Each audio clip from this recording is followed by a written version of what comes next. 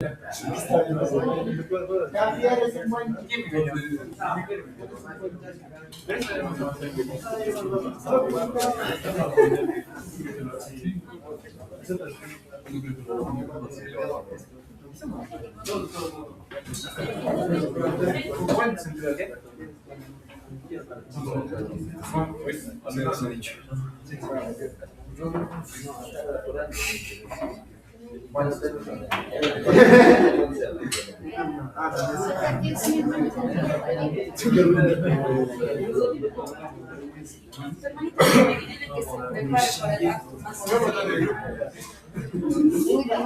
Te digo, eso no viene. Ni por 10 chicotes.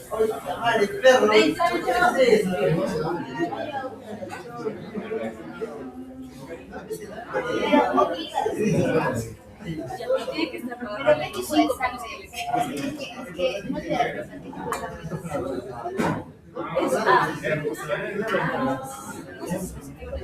esta foto va a mirar positiva. Porque mi hermano pero si resulta ser gay, no creo que sea gay. A menos que intercambiemos.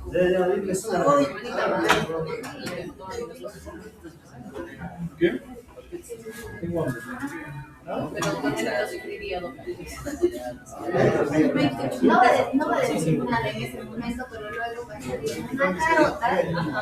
Me va a pegar.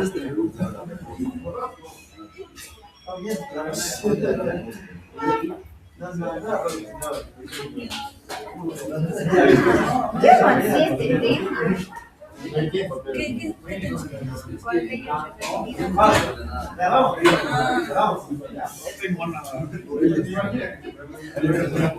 No tengo poder. Como tú. Ellos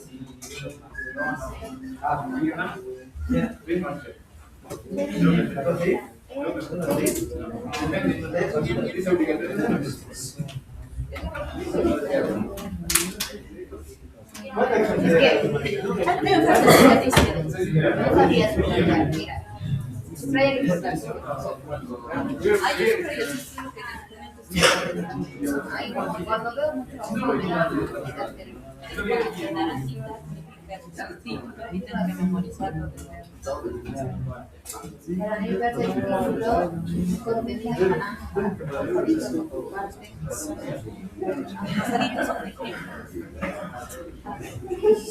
lo importante es rojo y amarillo. Rojo es importante, pero amarillo.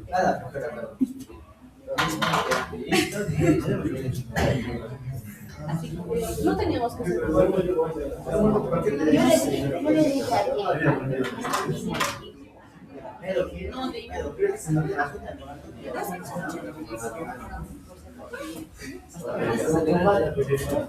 pero no creo que los resultados de no, pues, o sea, más que teórico, al inicio no estaba pidiendo las mismas clases. Y al final, por eso me pedía y después me pidió.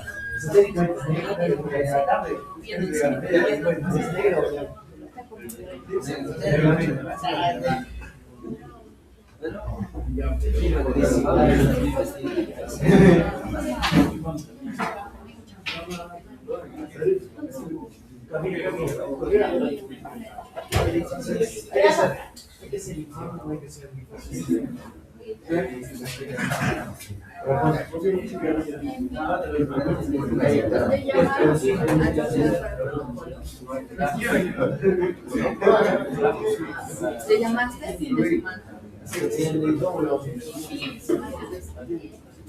Pero se tiene que llamar a los que sí. ¿Por qué Lidia me ha llamado? El chapé. No cobrar. Igual, puede ser. A la próxima semana es contratado. El viernes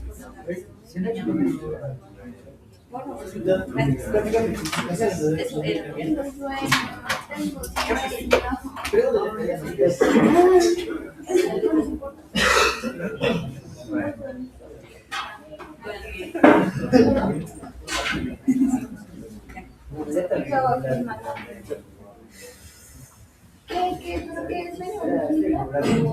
Es que eso no sé, no sé.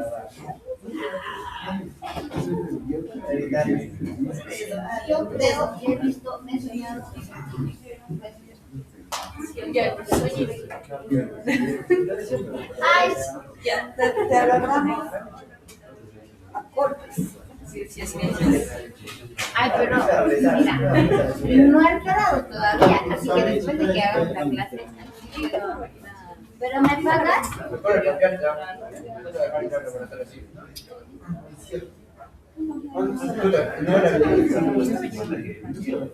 No, la anterior pensaba legal dice encargado. El anterior pensaba encargado.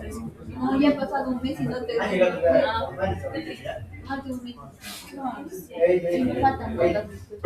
Que doctor, no sabes hacer una exposición así. ¿qué será abogado? Pues no es formal. ¿Qué será? Y era bueno. Pero ese psicólogo. No, pero se ha cancelado. Ay, pero la doctora. Sí, tenía la misma clase. Yo acá. Creo que sí. Ya estamos en otro semestre. Es más, ni me acuerdo de su cara. Porque estamos en. No, pero porque es chévere. Yo no me acuerdo que venía con unos tacas ¿Qué está desayunando? que yo pegaba. Y eso me ¿cómo investigamos? Ya, pero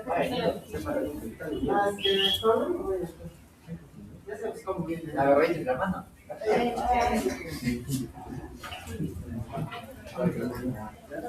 Bueno, no sé. Eso no hay Es que a mí sí me quiere. ¿Dónde tienes una licencia? no, Renzo, sí, pero ya pues, no lo saques.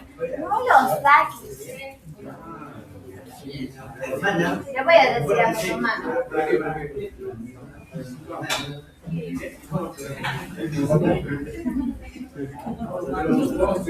Ay, noticias.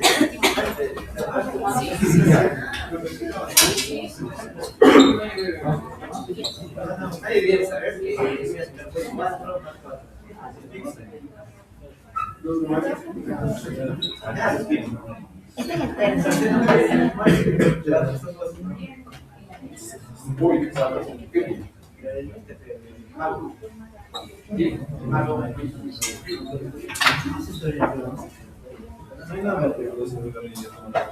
¿O tienes Se algún puso testimonio? esto. Tenemos ideas.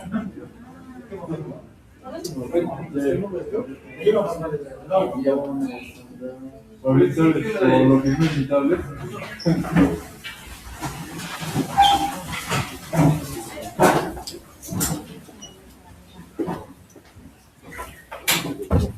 Buenos días, tomen asiento.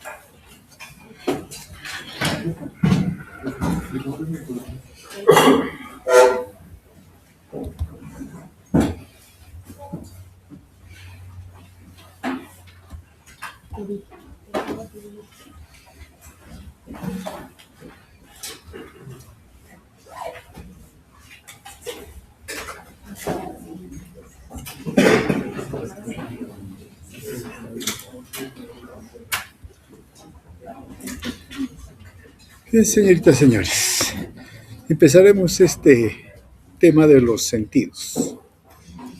Claro, todos conocemos los sentidos. ¿Cuántos son los sentidos? ¿Cuántos?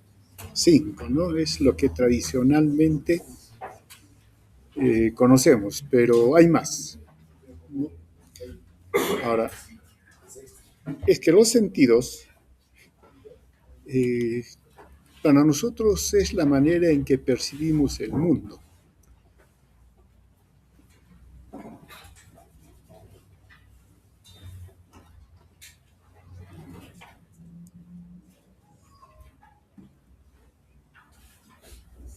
Claro, pero también hay que considerar de que debemos tener información también del propio cuerpo. Entonces hay otros sentidos. Ejemplo, Los vísceras, el dolor visceral. ¿cómo se llaman eso? Propioceptivo. Propioceptivo, interoceptivo, ¿no? Entonces, estos también son sentidos, solo que clásicamente no se tomó en cuenta, pero los sentidos nos permiten sentir, ver el exterior, ¿cierto?, el entorno, recibir información, y por lo tanto son sistemas. Ahora, cuando nosotros utilizamos los sentidos, estamos sintiendo, pero siempre le agregamos un componente afectivo. Nos gusta, no nos gusta, nos trae mal recuerdo, qué sé yo, nos parece que sea repulsivo inclusive, todo. Entonces, siempre al sentido, al sentir, le agregamos un aspecto afectivo, y eso es percepción. En realidad nosotros percibimos, ¿no? Y la sensación solo es el mecanismo por el cual uno obtiene información. Clásicamente, como mencionamos, son 5 sentidos y los vamos a utilizar también, o vamos a ver en este esquema también estos sentidos, ¿no? Tenemos el sentido de la vista, que nos permite percibir las formas, colores, finalmente percibir la luz. Mientras que el olfato nos permite captar, sí, los olores, pero esto a través de la percepción o el sentir de partículas químicas volátiles. El gusto nos permite detectar el sabor, textura, etcétera, a través de la lengua, pero también nos permite detectar sustancias químicas que están disueltas, por ejemplo, en este caso, en la saliva. Entonces, estos dos sentidos que, digamos, nos relacionan básicamente con la percepción química, sea de forma volátil de las sustancias o de las disueltas, ¿no? Y esto tiene mucha importancia desde, por ejemplo, la captación de los alimentos.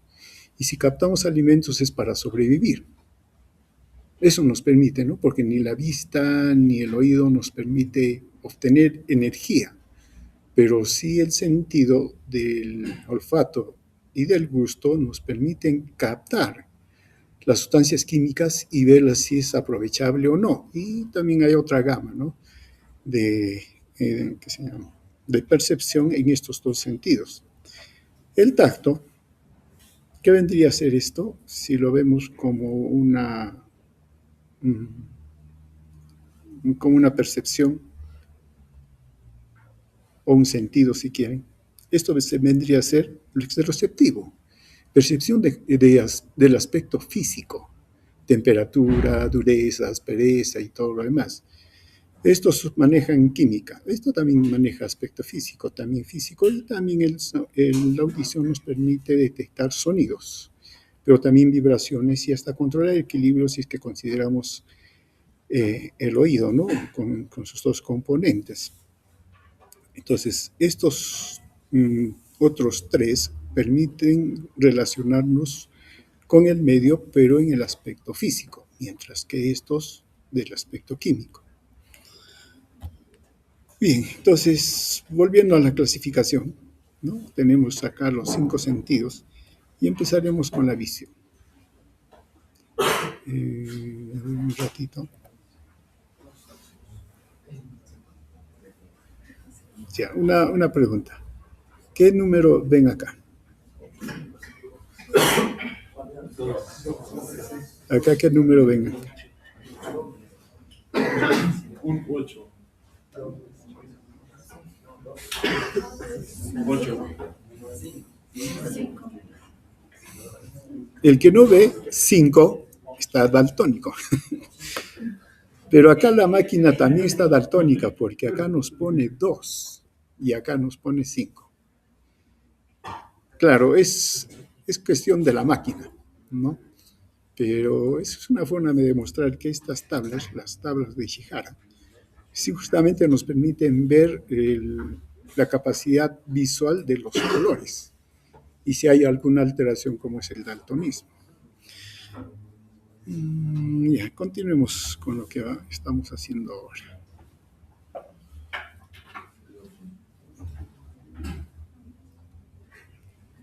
Bien, entonces empezamos con la visión. ¿Qué órgano está comprometido? El globo ocular, ¿no?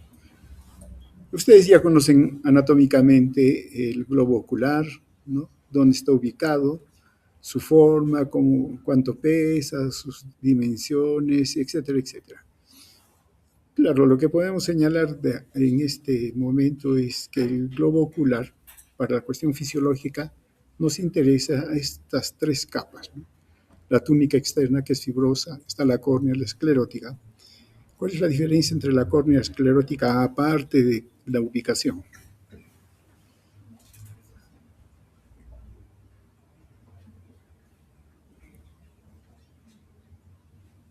¿No han visto la córnea?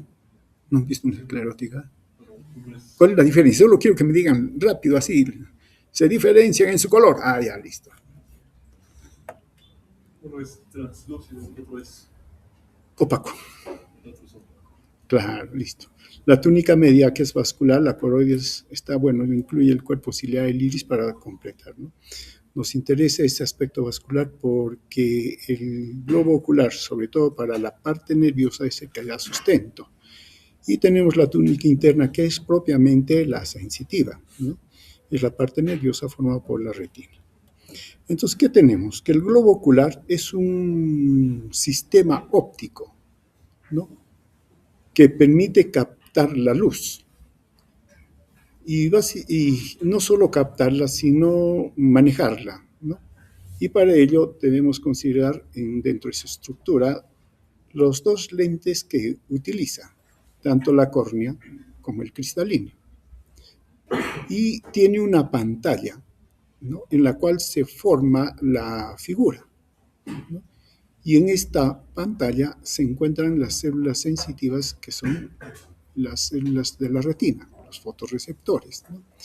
Y luego, a partir de la retina, su estímulo se va a originar el nervio, y el nervio es el que va a llevar a digamos, lo que se ha captado de la luz en forma de imágenes y todo lo demás, ¿no? Entonces, cuando la luz entra a través de la córnea, ¿no? Y la pupila, esa luz va a ser enfocada por el cristalino hacia la retina. Entonces, toda la luz que viene es dirigida hacia la retina. Y en la retina se encuentran los fotorreceptores, conos y bastones. Y aquí estos fotorreceptores son los que van a transformar la energía lumínica en señales nerviosas y va a viajar.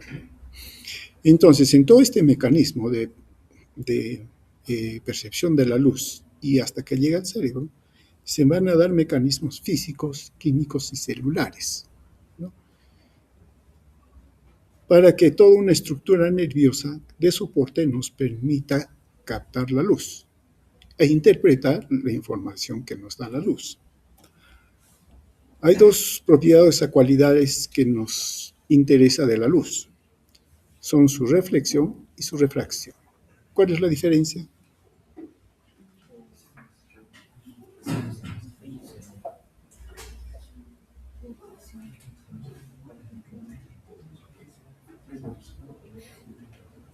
Bueno, lo reflexivo significa rebotar, pero con un ángulo similar, igual. Entonces, si no se acuerdan, pueden leer, ¿no? La reflexión de la luz no es sino el rebote de la luz en un objeto. Este vendría a ser el objeto, entonces viene la luz, la incidencia del rayo, y no puede atravesarlo nada y rebota. ¿De qué nos sirve?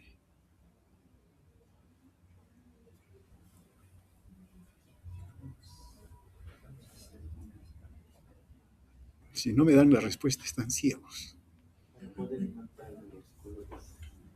Nos permite ver. Si no, no los podría ver. La radio está incidiendo sobre ustedes y eso después está rebotando, está reflejando y eso va a los ojos y nos permite ver. Caso contrario, no miraríamos si no hubiera, ¿no es cierto? Entonces, la reflexión Sí es el rebote de la luz, pero nos permite ver a los objetos. ¿No? Aquí nosotros vemos. ¿Y la refracción? ¿Qué cosa es la refracción? Bueno, el cambio de un ángulo cuando pasa de un medio a otro. Cuando pasa de un medio a otro y cambia el ángulo de la dirección. Cambio de dirección. No, está viniendo en este sentido y al pasar de un medio a otro medio, cambia de dirección. ¿No? Entonces se desvía. Eso se llama refracción. ¿Y de qué nos sirve?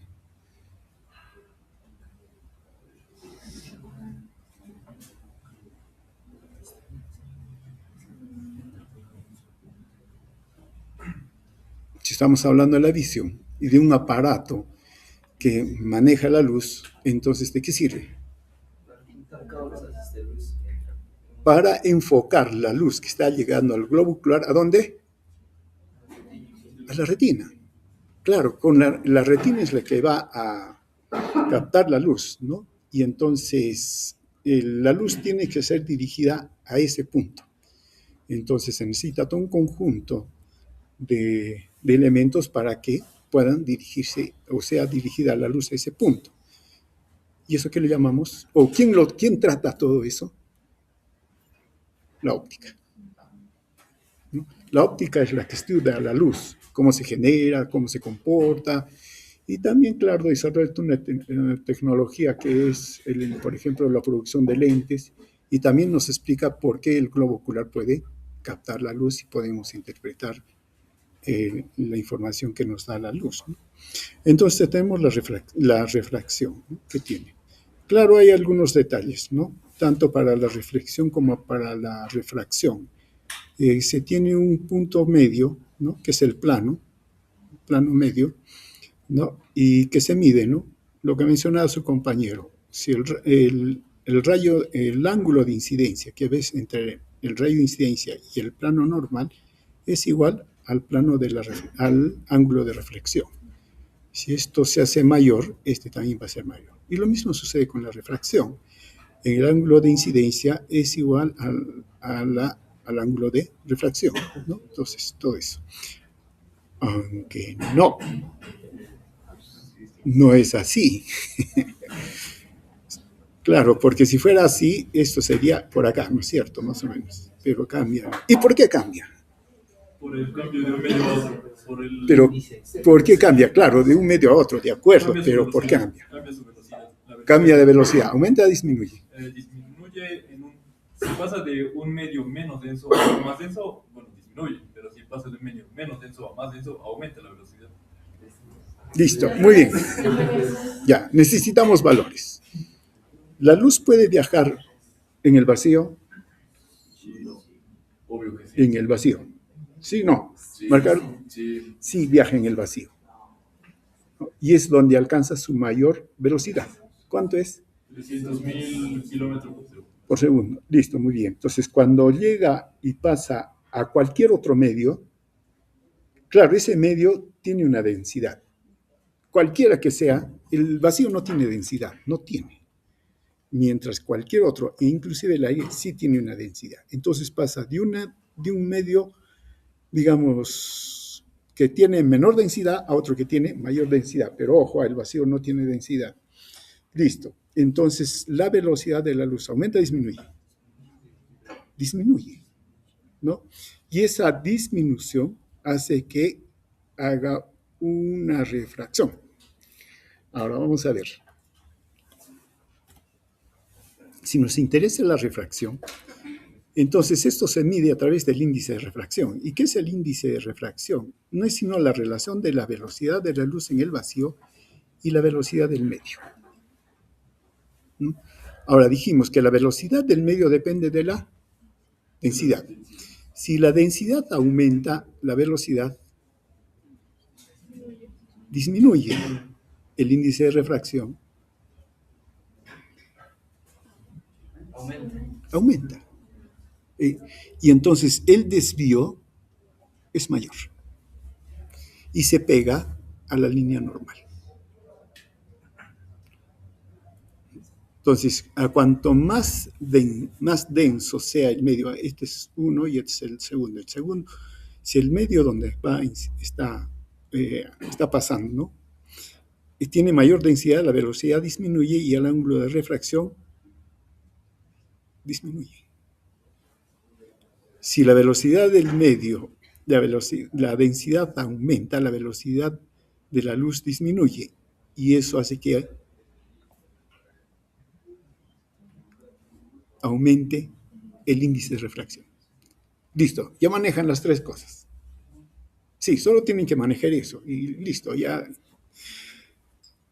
¿qué se llama? Pueden interpretar. Entonces, ¿qué significa?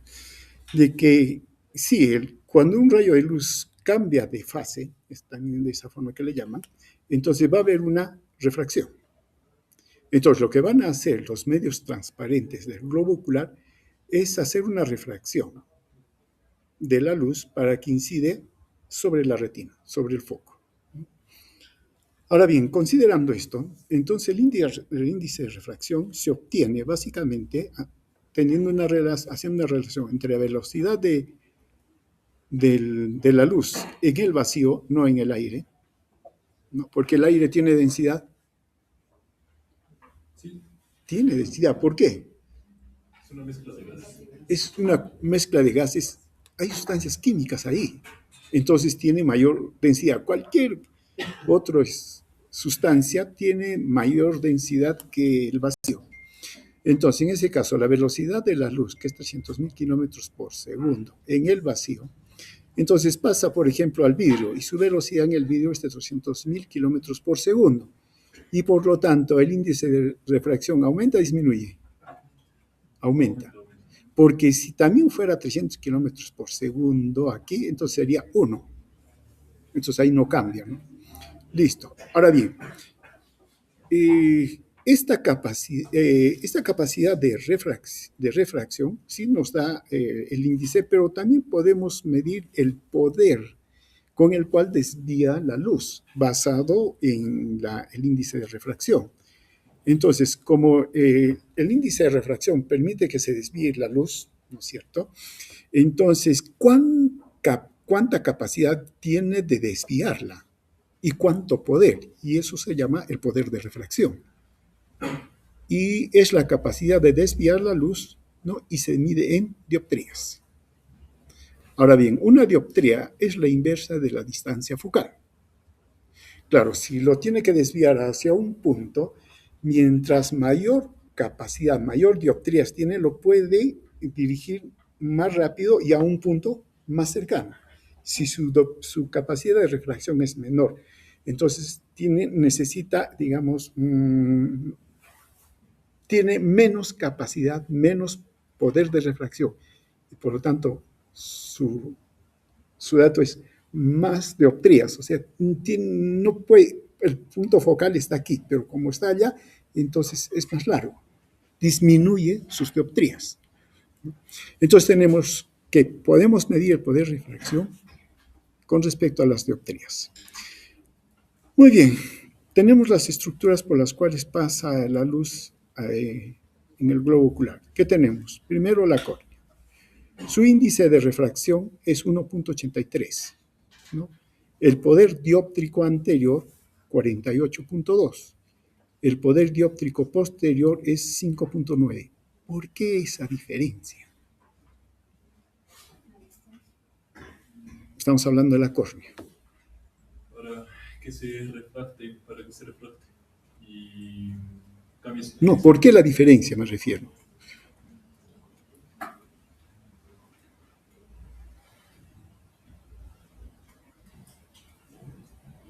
Porque cambia la distancia focal, porque digamos la parte anterior del lente no tiene la misma distancia focal que la parte posterior del lente. Estamos hablando solo de índice de refracción, nada más, o poder dióptrico, ¿no? Nada más. O sea, ¿por qué? Claro que sabemos que es para eso, ¿no? Pero ese es el para qué, no el por qué. Ya, y eso sí les voy a ¿qué se llama? Pedir. Que cuando sobre todo hagamos las preguntas en el examen, yo pregunto el por qué y me responden el para qué. Están en lo cierto, pero están diciendo la verdad. Pero como yo no preguntaba eso, entonces respuesta no la dan, a pesar que están diciendo algo válido. Pero no era la pregunta. Por eso yo les digo, ¿por qué? El para acá es enfocar, claro, pero yo les estoy diciendo el por qué. ¿Por qué la diferencia de poder dióptrico de la córnea en su cara anterior y su cara posterior? Ya con eso les di la respuesta. No debía decir cara anterior ni cara posterior. Uno, pero Al entrar de un medio, como sería el aire, ¿no? Que es muy poco denso, que la velocidad pasa muy rápido, entonces a la córnea choca y es mucho más denso y por eso se llega a cambiar mucho. Sin embargo, en la cara posterior, que pasa de la córnea, ¿no?, al humor acuoso, entonces la densidad no es mucha diferencia, entonces no varía mucho. claro, porque la cara anterior de la córnea está en contacto con el aire. Entonces hay una refracción, mientras que cuando pasa hacia el interior está el humor acuoso, eso no es aire. Entonces, claro, la densidad entre ellos no es tan marcada entre la córnea y el aire. Entonces el poder dióptrico ahí también es menor, ¿no? El humor acuoso, claro, es uno solo, el líquido. Índice de refracción 1.33. ¿No? El poder dióptrico no se considera porque simplemente deja pasar la luz. El cristalino, su índice de refracción es 1.4.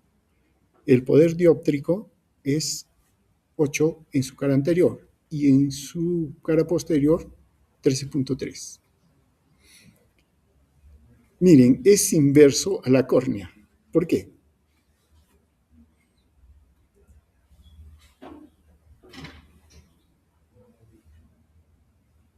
Por lo que usted dijo hace un rato. Por la forma.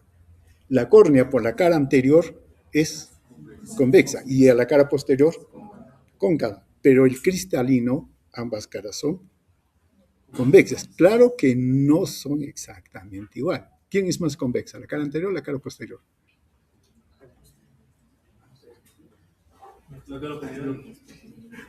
La cara anterior o la cara posterior. Ya, vamos a ver. El humor vítreo, su índice de refracción 1.34. La capacidad total de refracción del globo ocular es 59. Y si tienen las dioptrías, ¿podrían medir la distancia focal? Claro, tendrían este valor 59. Y es la inversa de la distancia focal. Despejo la distancia focal, tengo su dimensión. ¿Cuánto sería?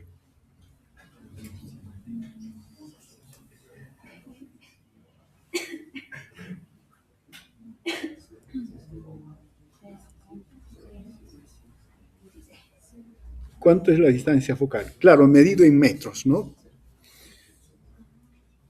Dice distancia focal en metros.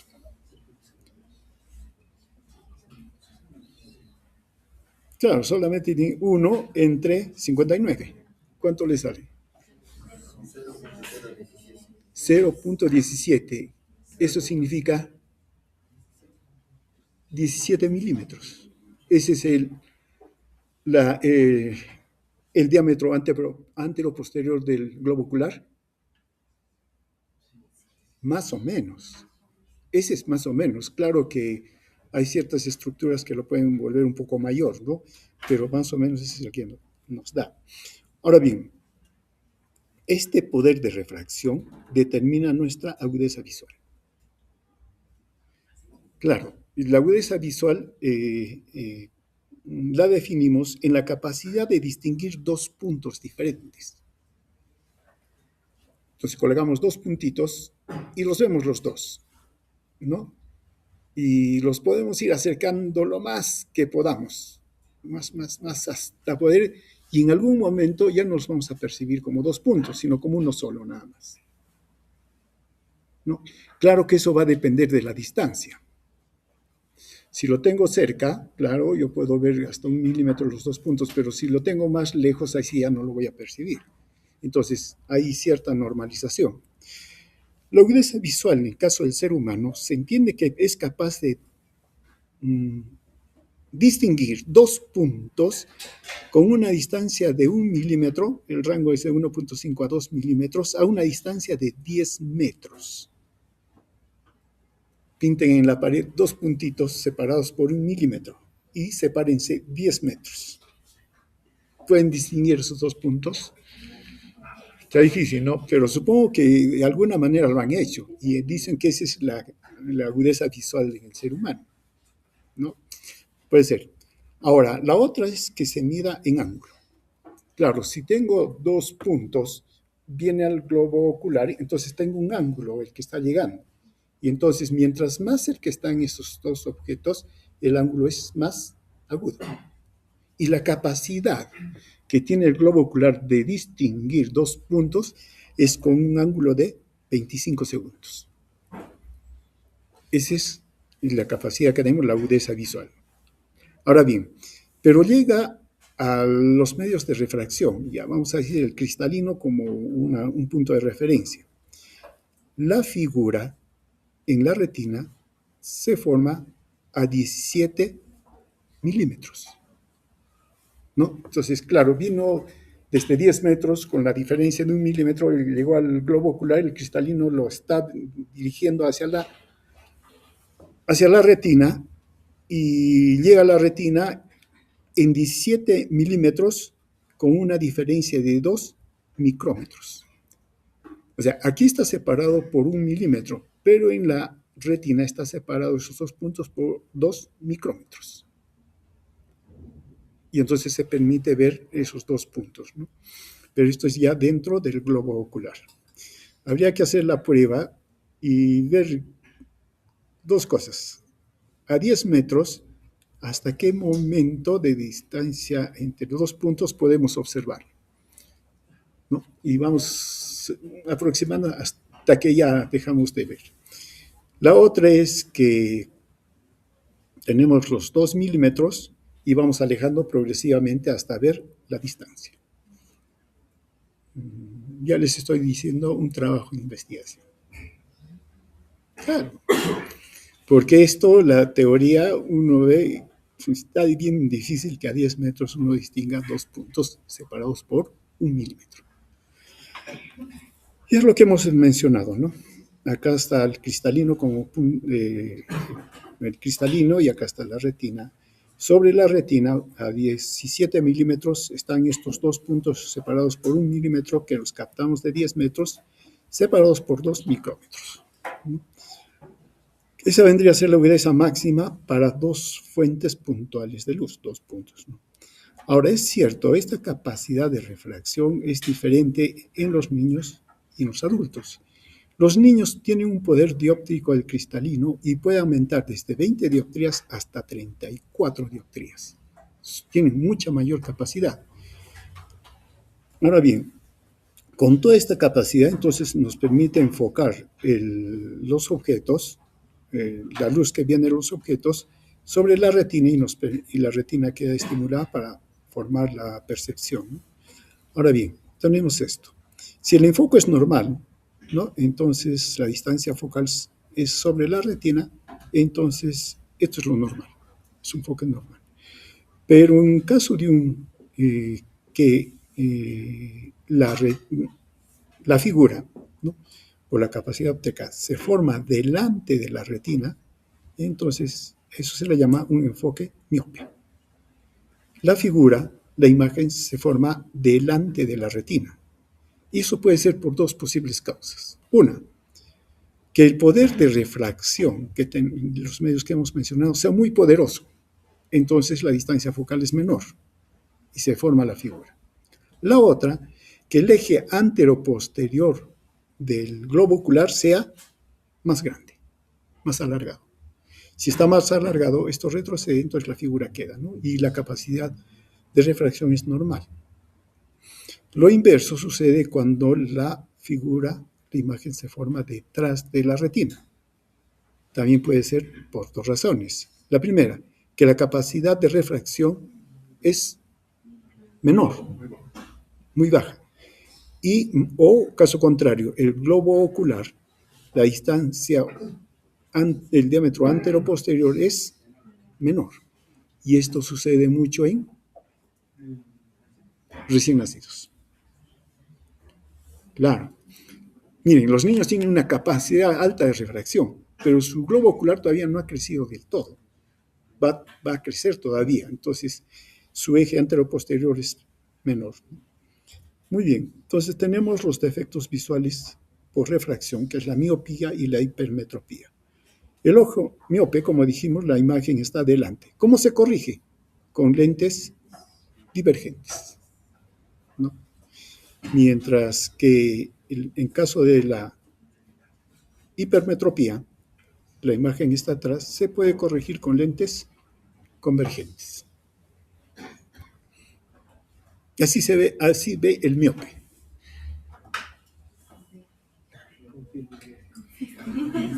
A veces nos equivocamos cuando eres miope, no puedes leer. No, el miope ve de cerca y lee bien. Lo que pasa es que no ve más allá. Ese es su problema. No ve más allá, ¿no? Entonces, claro, también por ahí puede ser la excepción. No es miope, solo mira lo que está en su frente. Sí, enfoca bien la parte cercana, pero no la distancia. No lo que está más distante. ¿Por qué?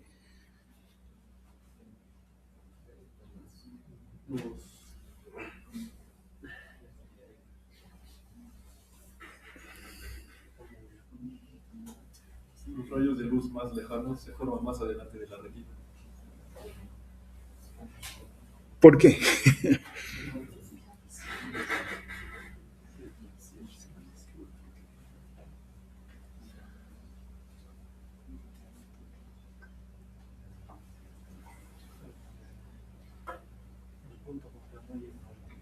Sabemos que el punto focal está aquí, y ya no hay problema.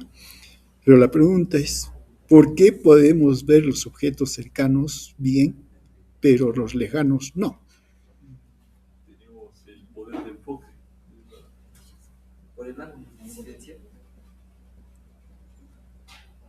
por el ángulo de seguimiento, los objetos mayor al entrar a los lejanos tienen Un objeto cerca lo vemos aquí, ¿cierto? Estoy haciendo extremo. Entonces, si este punto y este punto los tomo de referencia, entonces están bien separados. Entonces, este punto con este punto, digamos, estarían aquí. Entonces, claro, cuando vienen aquí, seguimos de la forma paralela, sí, enfoca. Mientras que los objetos cercanos están chiquitos, están así. Entonces, cuando llegan acá, sí se forma adelante. Claro, tiene que ver con la refracción, ¿no?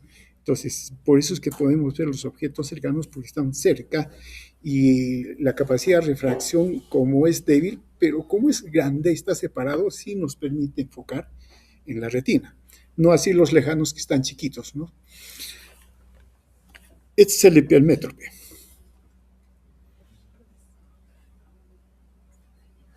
Claro, los objetos lejanos sí se pueden ver bien, ¿no? Pero los lejanos, perdón, nos permite ver bien, pero los cercanos, no. La misma pregunta, ¿por qué?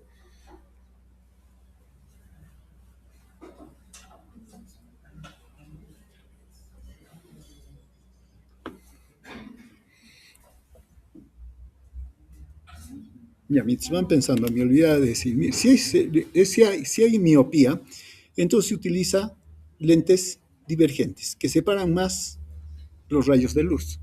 Y entonces, como están más separados, la distancia focal es mayor. Entonces esto permite corregir y formar la figura, la imagen en la retina, ¿no? Ahora, en caso de la hipermetropía, la imagen está atrás. ¿Qué necesitamos? Un lente convergente. Y la imagen. Ya, ahora, ¿el por qué? Porque no hay un poder que refracte toda esa luz y llega de manera directa. Más de 3 ojo. No, todo es directo acá. Claro, entiendo lo que usted quiere decir, pero hay que ser un poco más técnico. Hay que ser más óptico.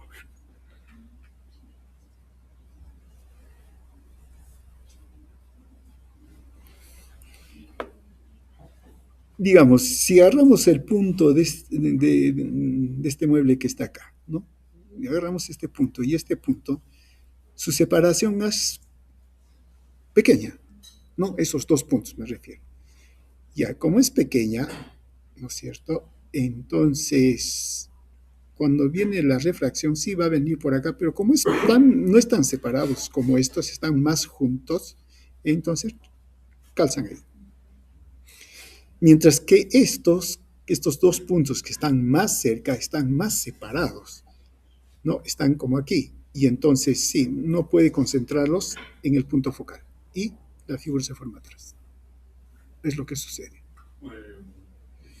Una pregunta, ¿están más separados ópticamente o en la vida real? La vida real. Pero estamos utilizando ese término, miren, y solamente estoy utilizando para ejemplificar dos puntos nada más, ¿no? Porque hay infinidad de puntos en medio. No infinidad, pero lo estoy haciendo. Este punto y este punto, que están muy separados, no los puedo juntar aquí, se juntan atrás. Mientras que estos otros dos puntitos que están a lo lejos están poco separados, y como están poco separados, sí enfocan allí, ¿no? Esa es la relación. Y como también nos dice acá, ¿no? Muchos de los niños tienen hipermetropía porque el ojo todavía no ha alcanzado el tamaño del adulto. Entonces tienen hipermetropía. Al comienzo sí, en algunos casos requieren de algún apoyo, pero con lentes, pero después cuando ya son jóvenes o inclusive adolescentes, ya dejan los lentes, ¿no? Pero la miopía, no. Ese sí es un problema. Un niño, un recién nacido o pues niño, ¿no? Que tiene hipermetropía, le damos el beneficio de la duda, ¿no? Porque todavía va a desarrollar el tamaño del globo ocular, pero si tiene miope, eso sí más bien es un problema. El otro problema que hay sobre la refracción es el astigmatismo. ¿Qué es el astigmatismo? La curvatura de la córnea. Si uno mide el diámetro de la curvatura de la córnea en cualquier sentido, es el mismo, es igual, ¿no? Para todo lado. Pero si por ahí hay una modificación, entonces en ese punto el diámetro es menor o puede ser también mayor, pero es diferente. Entonces la lente ya no es la córnea ya no es una lente lisa, homogénea, sino tiene como una bolladura. Y eso hace que entonces esa parte, la refracción, sea diferente. Y eso distorsiona la figura. Y lo va a distorsionar tanto en la visión cercana como en la visión lejana, ¿no? Entonces, para esto se puede corregir, sí, también, ¿no? Pero con una lente. Pero esa lente debe estar construida de tal manera que corrija solo esa parte que está, digamos, dañada, y entonces corrija la refracción en ese punto. Ciertamente sí se tiene hoy en día de estos lentes, ¿no? Que son un poco más laboriosos porque hay que determinar en qué lado está el astigmatismo y hacer la corrección, ¿no? Pero que se puede corregir, sí se corrige también. Hay otro problema que se tiene, que es la presbicia. Los niños dijimos que tienen una gran capacidad de refracción, ¿no? Pero con la edad, a partir de los 40 años, todos estos tejidos de refracción que estamos mencionando van perdiendo elasticidad. Entonces su poder de refracción va disminuyendo. Esto a partir de los 40 años aproximadamente, ¿no? Y eso que me obliga primero a ciertos hábitos para tratar de enfocar y todo lo demás. Pero llegado a un punto, generalmente 50 años más o menos en promedio, ya usar lentes, ¿no? Para poder, digamos, enfocar de manera correcta, ¿no? Generalmente se manifiesta por experimentar una fatiga visual al leer con poca luz o al final del día. Durante el día está viendo bien, pero llega la tarde y ya su visión disminuye. Problemas de enfoque al cambiar la visión cercana a distancia, ¿no? Por eso es que la persona mayor, cuando va a leer un libro o algo, hace esto, ¿no?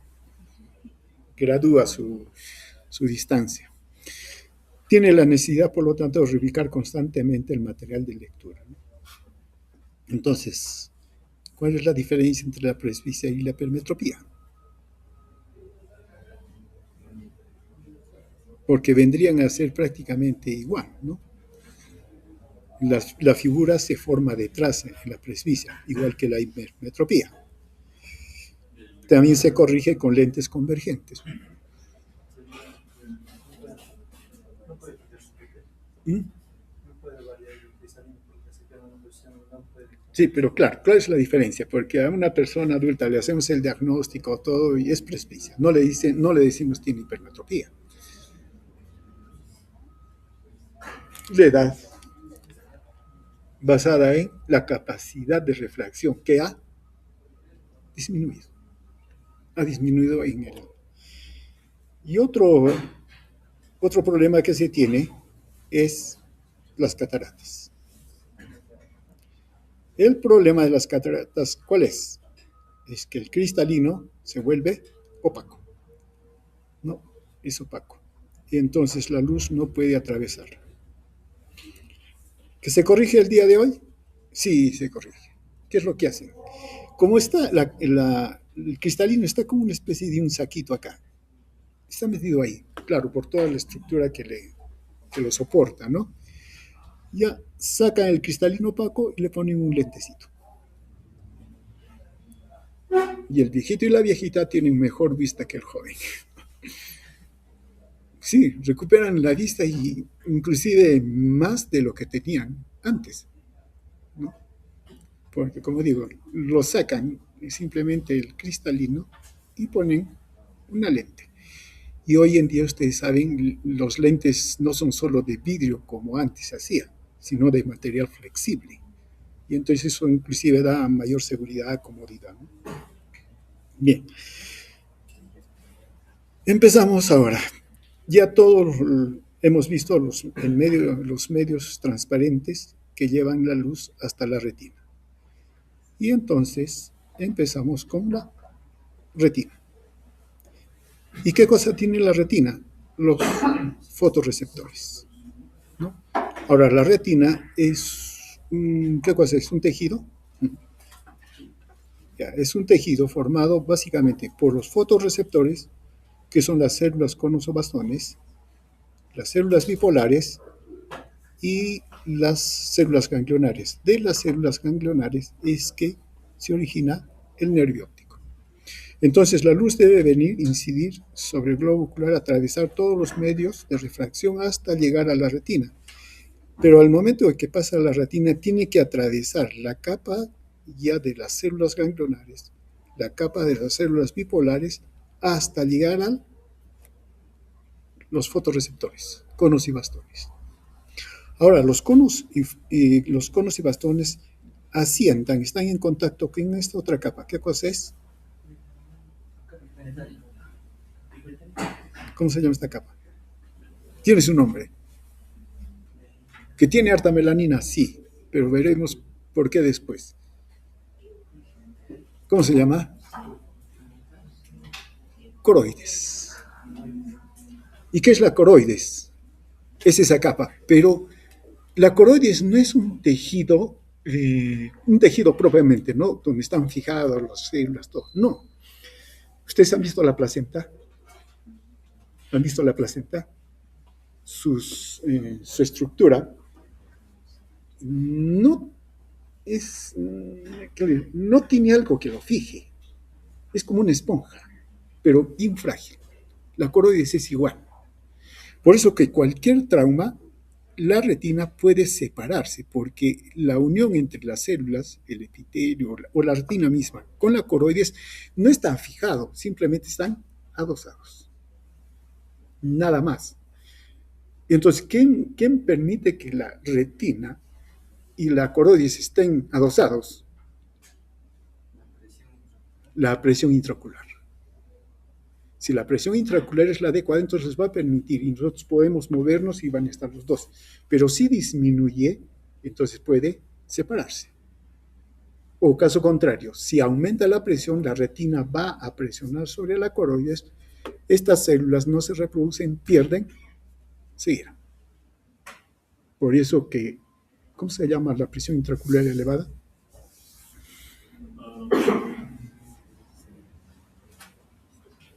¿Cómo se llama? Glaucoma. Es lo que suena el glaucoma. Entonces, ahora, ¿cuándo se desprende la retina? Por ejemplo, en un golpe, ¿no? Le dieron su buen golpe en el ojo y por el movimiento se separó la retina. Lo único que queda es, no se puede hacer nada. Evitar más bien que el resto de la retina se separe y para eso con rayos láser cicatrizan, ¿no?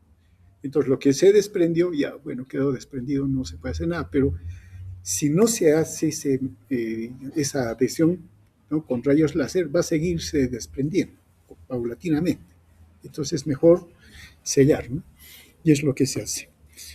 Muy bien, entonces acá tenemos la estructura. Miren, si es verdad que la luz tiene que atravesar todas estas capas para llegar a los conos y bastones que están en contacto con la retina, entonces hay un punto que lo consideramos la fovea, donde la orientación de las células bipolares y ganglionares se separan y dejan con mayor accesibilidad de la luz a los fotorreceptores.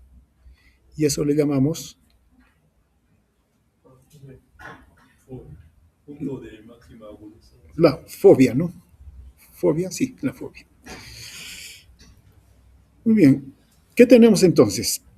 Que a ese nivel tenemos los fotorreceptores, ¿no?, conocidos como conos y bastones. Miren, ya desde qué edad ya fueron descritas, reconocidas, etc.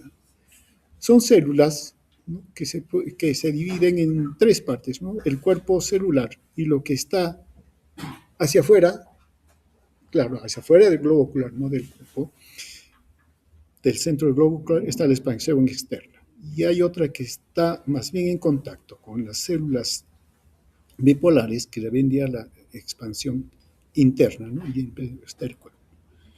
Y lo que mencionamos, aquí está la coroides, los fotorreceptores, las células bipolares, las células ganglionares. Las células ganglionares, su extensión forma el nervio óptico. Ahora bien, ¿cuál es la diferencia entre mácula, fovea y disco óptico o papila?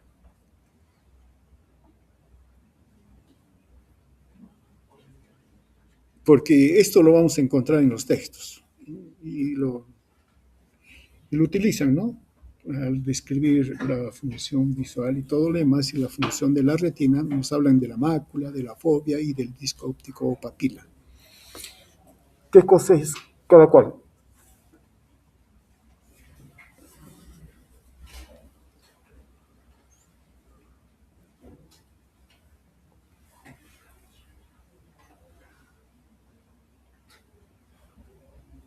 Mácula, mancha, ¿no es cierto? Ya, ¿mancha de qué? O mejor dicho, ¿por qué? ¿Por qué es ese nombre? Porque es una mancha, claro. Es una mancha y lo describen como una mancha amarilla. No sé por qué, pero es una mancha amarilla, ¿no?, una mácula. ¿Qué de importancia tiene eso? Ahí se forma el nervio óptico. Me preguntan.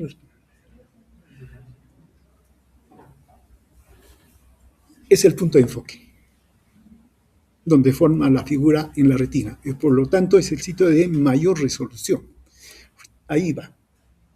¿Listo? Ahora, la fovea está dentro de la mácula y es ese punto que hemos mencionado aquí. Esto, en toda buena cuenta, viene a ser la mácula, todo esto, porque aquí inciden los rayos y lo que estábamos mencionando, ahí se forma la figura con mayor detalle, con mayor detalle. Pero este punto de acá es el que nos da el mejor enfoque, ¿no? ¿Por qué? Porque a veces esto es todo el enfoque, ¿sí?, el punto de enfoque, ¿no? Pero acá todavía la luz no tiene que atravesar toda esta capa, todas estas capas que están. Entonces, en los fotorreceptores la luz llega con mucha mayor, son más directos, ¿no? Y entonces los detalles son mucho mejores en la fovea.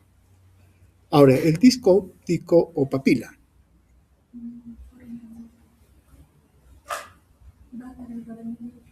Claro, es el lugar donde se forma el nervio óptico. Si estamos mencionando que el nervio óptico se forma por la unión de las extensiones de las células ganglionares, miren, ¿en dónde está formándose el nervio? No se está formando fuera, acá, se está formando dentro de la cámara. Y entonces en algún punto se va a reunir y va a atravesar todo esto. Ese punto donde ingresa el nervio es el disco óptico o papila. Es conocido como el punto ciego. Es el punto ciego. ¿Y podemos evidenciarlo? Sí. Agarren un papel en blanco, ponen una cruz y un redondo, o un redondo, una cruz, como ustedes quieran. Tapan un globo ocular y con el otro miran la figura que está hacia el ángulo interno.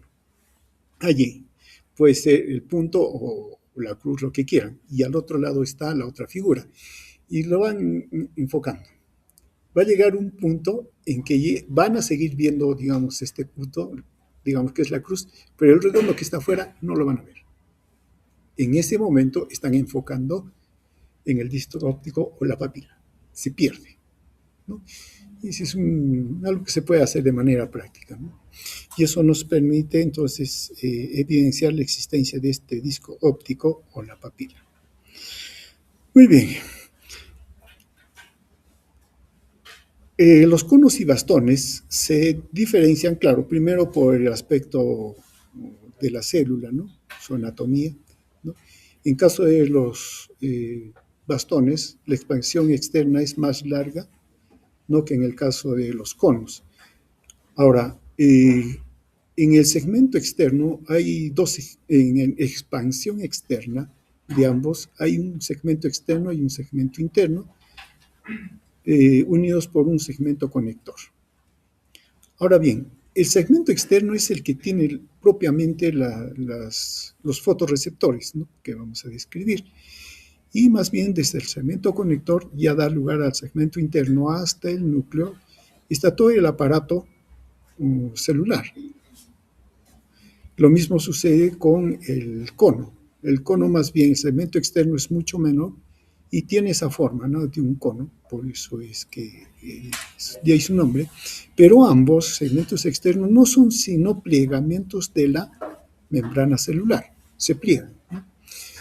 Y esto, ¿cuál es la ventaja? De que tiene mayor superficie en este segmento externo y para que la luz pueda alcanzar a los fotorreceptores que se encuentran allí.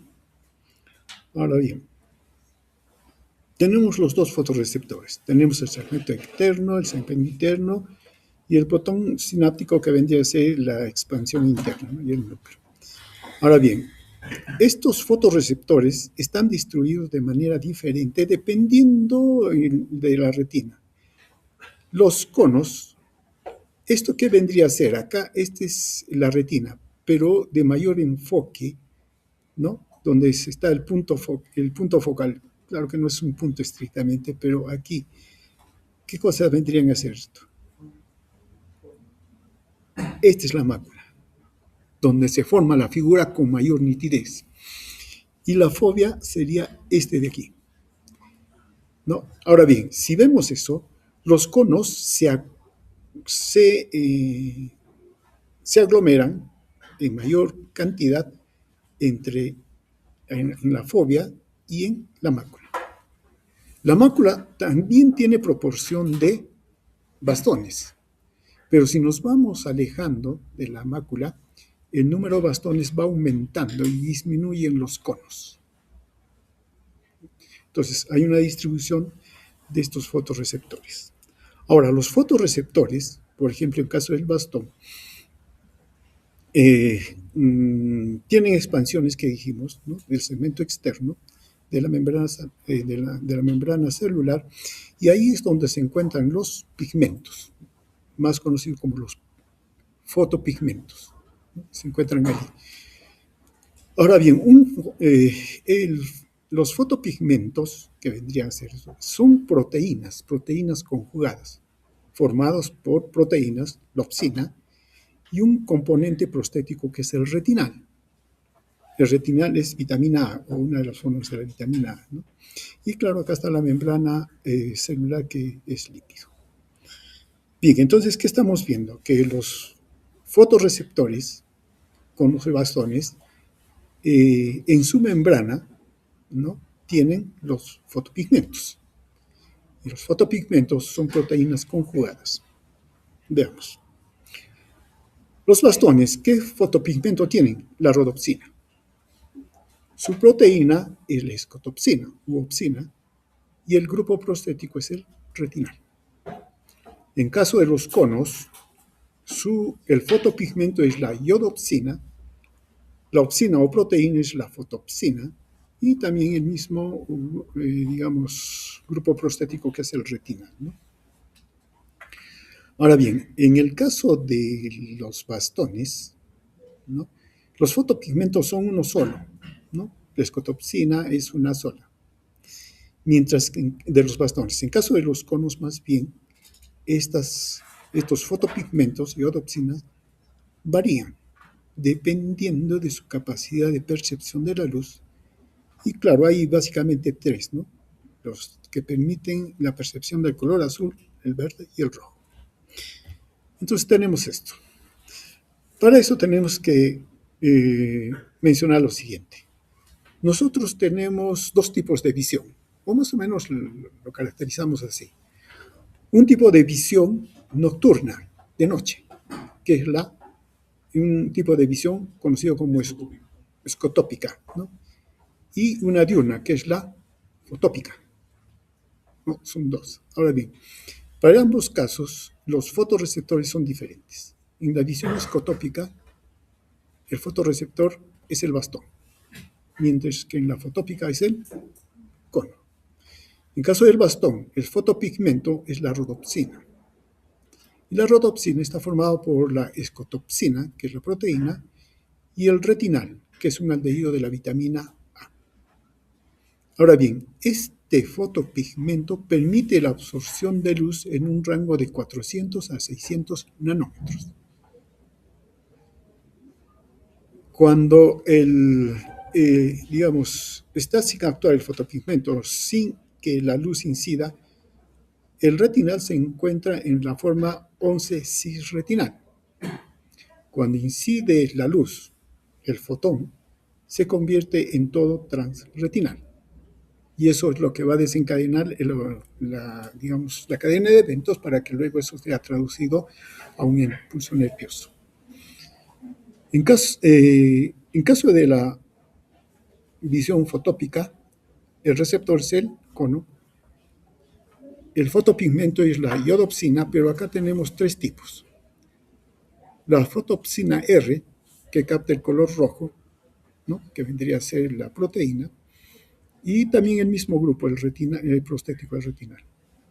La fotopsina V, que capta el color verde, va a ser el retinal, y la fotopsina A, que capta el color rojo, y con el mismo retinal. Todos ellos tienen diferente medida en cuanto a la absorción de la luz. La fotopsina R percibe, observa o capta la luz en un rango de 450 a 650 nanómetros, que se le llama onda larga.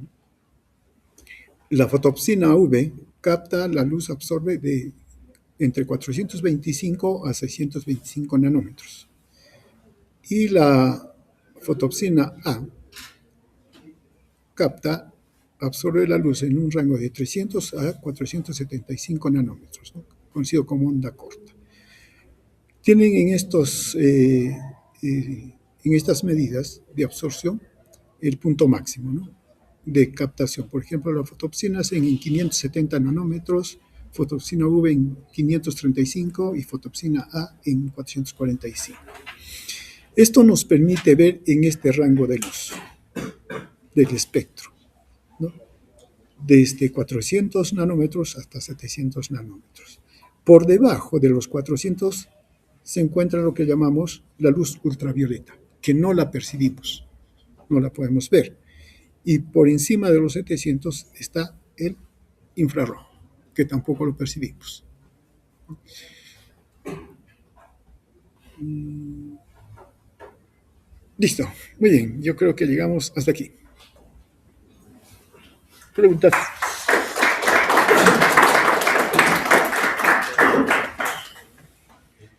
Bueno, tenemos la intención de terminar la clase mañana, este tema, pero mañana tenemos ciertos eventos que nos van a perturbar. Uno, mañana es el desfile institucional por el aniversario de la universidad. Entonces están cordialmente invitados a venir con su vestido de gala para el desfile, porque mañana sí es desfile.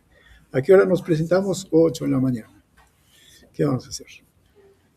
El día, donde mañana es miércoles, ¿no? El día jueves es la ceremonia central por aniversario de la Facultad de Medicina.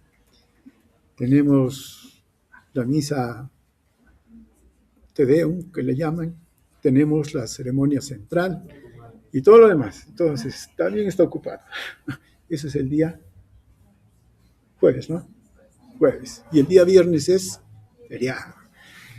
No hay como vivir en el Perú. Yo me quedo en el Perú. Entonces, ya pues, tenemos que, nos vamos a retrasar.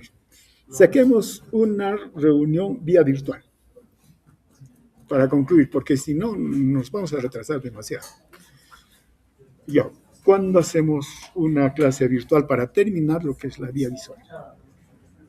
Sábado no, nunca en sábado, jamás en domingo. El viernes. Ya. Viernes en la mañana puede ser, claro. Sí, mejor en la mañana. Ya, viernes en la mañana. La delegada, ¿dónde está la delegada? La delegada de todo el curso. ¿Ah? ¿No ha venido? Ya, la hora. ¿Ah? ¿Qué pasa? Pero ya está.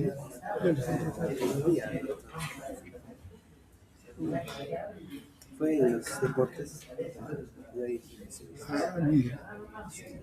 Me avisa, por si acaso. Entonces, ya, estamos quedando para el día viernes, ¿no es cierto? Ya. La hora. ¿Me avisa? ¿Me avisa la hora? La clase viernes. Claro, el día viernes, pero la hora. Claro, podría ser en la tarde, a partir de las 6, por ejemplo. Sí, 1 hora, máximo 1 hora y media, ¿no? A las 6 creo que estaría. Sí, el día viernes a las 6 o a las 7. Depende de ustedes,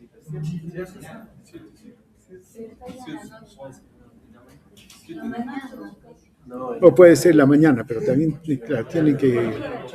Si es en la mañana, yo sugeriría 7 de la mañana, ¿no? 7 de la mañana, 7 de la tarde.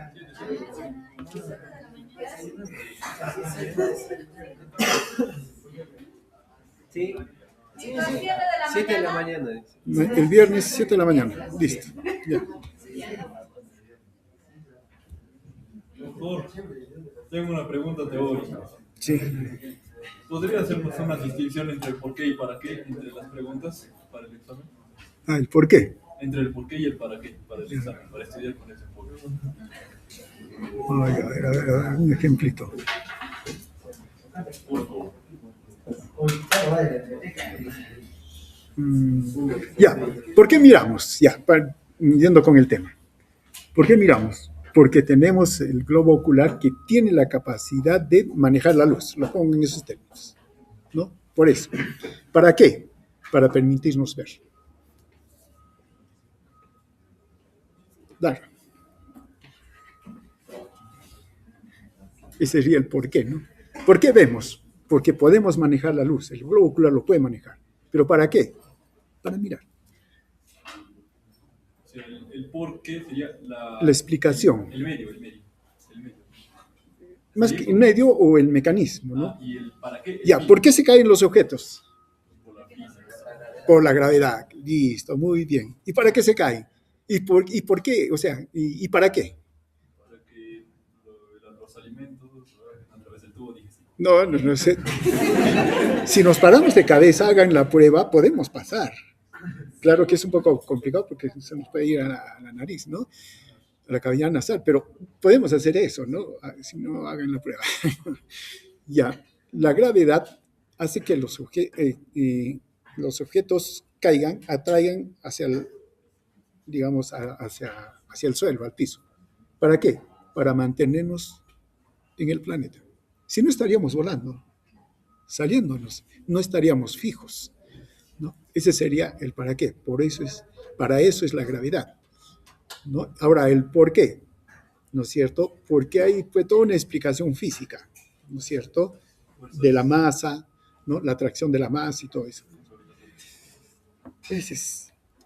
Entonces, Hay el qué, el por qué, el para qué, y hay otra más, me está faltando el qué, por qué, para qué, y el cómo. Claro, y el cómo. Muy bien.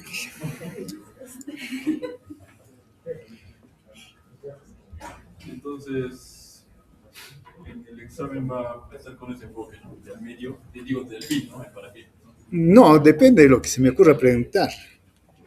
Claro, lo que se me ocurra preguntar en ese momento.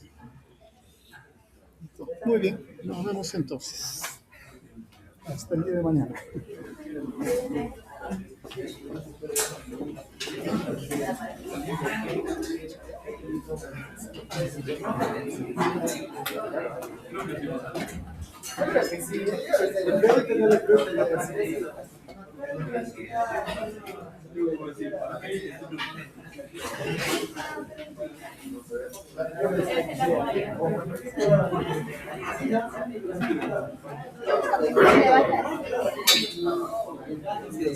Ay, yo también, pero.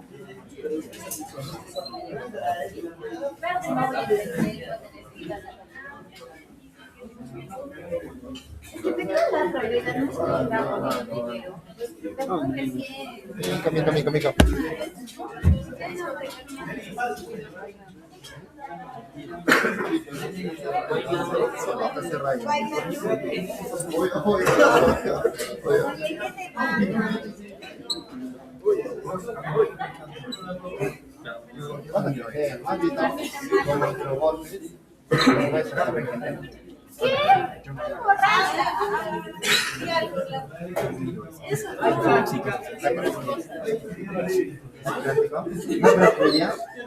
Me voy a pelear.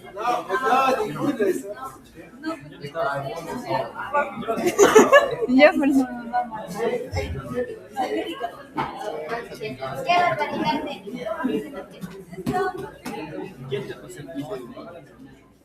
Qué barbaridad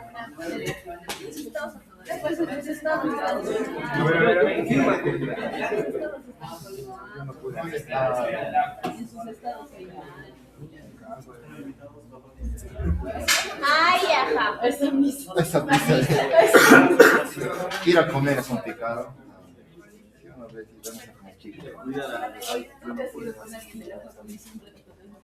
Oye, ¿qué hablas?